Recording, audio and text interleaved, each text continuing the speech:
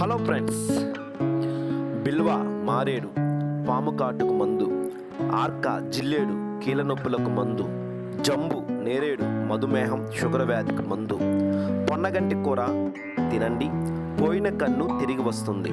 Carrot బీట్రూట్లు ముక్కలు కానీ లేక రసం కానీ ప్రతిరోజు తినండి తాగండి, చర్మ సౌందర్యం బాగా పెరుగుతుంది. ఆకుకూరలు తినకుండా ఆరోగ్యం గురించి ఆలోచించే అర్హత కూడా లేదు అంటారు.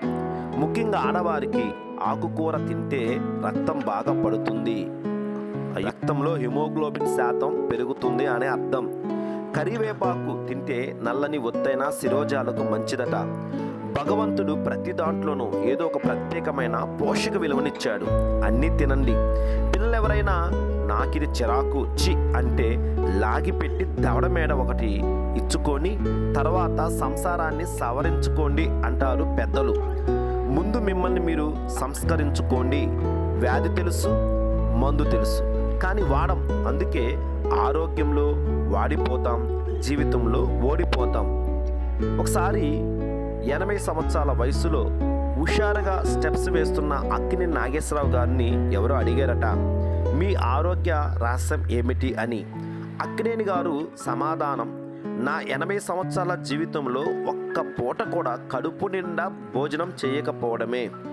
నా 80 సంవత్సరాల జీవితంలో ఒక్క పూట కూడా కడుపు నిండా భోజనం చేయకపోవడమే అన్నారట.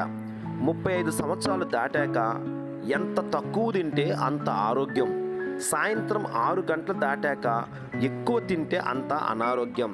ఈ అలవాట్లు ప్రభావం వెంటనే తెలియదు, సంవత్సరాలు గడిచాక తెలుస్తుంది.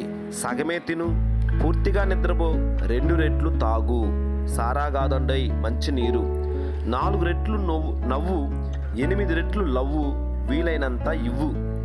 అందరినీ ప్రేమిస్తూ చక్కగా నవ్వుతూ ఉంటే అదే మంచి ఆరోగ్యం కదా.